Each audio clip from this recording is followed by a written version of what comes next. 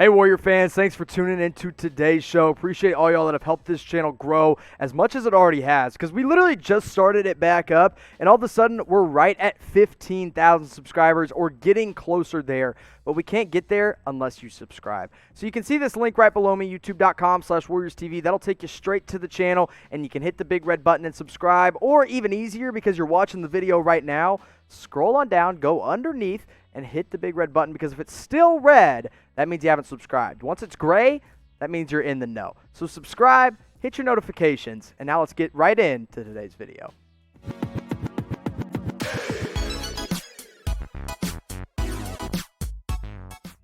Now, all the drama around the NBA is surrounding one simple player, or one big beard, I guess I should say, in James Harden. And there are reports that the Golden State Warriors were interested in James Harden for just a split second, and then it faded just like that. And now there is no interest. They quickly turned against it, and they said, no. We know what the Rockets want. We know they want a star up-and-coming player, a.k.a. a guy like a Andrew Wiggins, maybe. Or maybe if they want another young talent, a Kelly Oubre. We know they want multiple draft picks. And the Warriors have the Timberwolves draft pick next year. They have a few draft picks in the future that they could give up. And they know they want other supporting pieces as well. Who knows? Maybe a Nico Mannion. Maybe a Draymond Green. Maybe an Eric Pascal. Maybe a bunch of pieces the Warriors did not want to give up. And so here was the reasoning the Warriors did not make the trade for James Harden, or they quickly shut down any interest they might have had.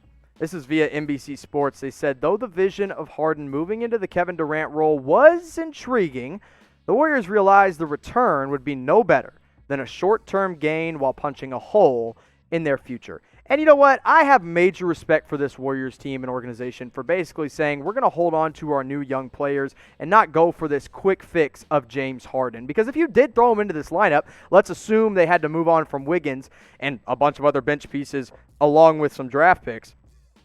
Your starting five looks great. Steph, James Harden, Kelly Oubre, James Wiseman, Draymond Green. But Wiseman is going to be there for a long time. Harden wouldn't be there for a long time. Who knows how much longer Steph Curry has left in the tank. Same with Draymond. And Kelly Oubre is only under contract for one more year.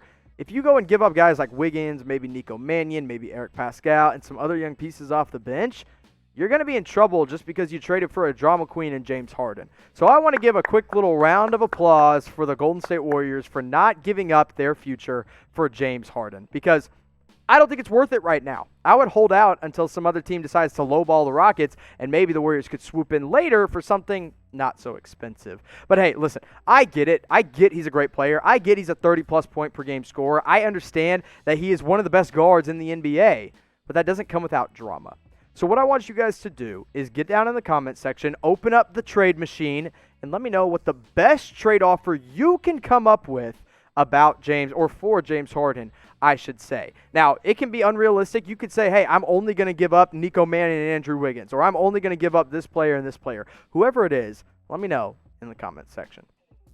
Let's talk about a current Golden State Warrior instead of one that could be a Golden State Warrior in Steph Curry. And Curry's saying he wants to play until he's close to 40 years old. We'll get into that quote here in more just a minute. But NBC Sports, or The Athletic, I should say, came out with a report saying that, hey, Steph might ask for an extension, and if he does that, there is no way that the Golden State Warriors wouldn't offer him that extension. Think about like what Chris Paul did with the Clippers when he got paid a little bit later in his career. And at the time, everyone was like, hey, that's great. And, you know, it's different with Steph because he's been loyal to this team for so long, and I think he will continue to be loyal to them whether they're winning or they're losing. He's obviously looking to have a big-time bounce-back year, but this guy has been a Warrior for really his entire career and has proven himself loyal even through the ups and the downs. And maybe he's your favorite Warrior of all time. Or maybe it's somebody else that I didn't mention. Maybe you want to throw it back to a guy like a Baron Davis or maybe a Jason Richardson. Whoever it may be, I want you to shout out your favorite Golden State Warrior of all time in the comment section.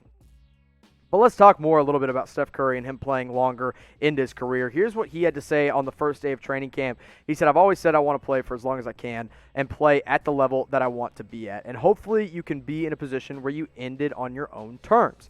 So whatever that means, hopefully that is closer to 40. Now, Steph's dad, Del Curry, played for 16 years. That has always been Steph Curry's goal as well. But because he's a guy who doesn't rely on athleticism, I could see Curry playing well beyond 40. And hopefully he bounces back to more of what he was in 2018-19 and doesn't trend back to those 5 games he played through in 2019-20 where he only put up 21 points per game and shot lower than 25% from 3. That is not the Steph Curry we know, but it wasn't the Warriors team that we know either because he was not playing with a supporting cast like he had back in 2018-19 when he was an all-star once again. So Curry might be asking for an extension, but if he says he's going to play till 40, it's like, hey, why not? Why wouldn't you give him that money? So I'm kind of all in on Steph Curry, one of the oldest Warriors, the longest tenured Warriors on this team, but one of the newest Warriors on this team just came down with COVID-19. And it turns out he's already beginning to miss training camp because of that.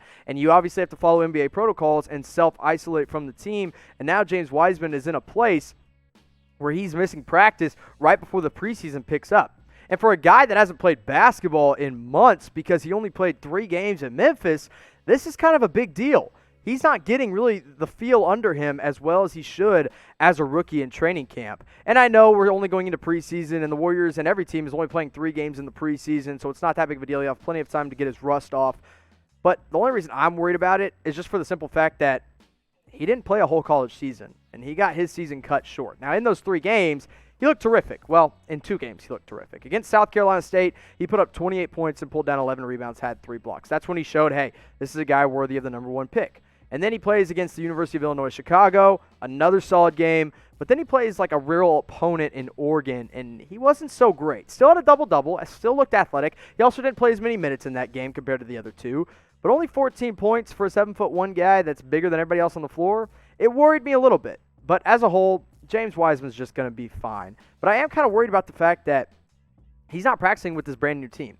He's not playing those NBA 5-on-5 scrimmages right now, and that's a worrisome time for a rookie who hasn't played in a while. So how worried are you about Wiseman missing some early time in training camp? Scale of 1 to 10, 1 being not worried at all, I don't even care, it doesn't even matter. A 10 being, oh my gosh, how is he even going to get through his rookie year? I don't think anyone should be a 10. I also don't think anyone should be a 1. I'm sitting probably closer to a 4, maybe a 3 at the very lowest.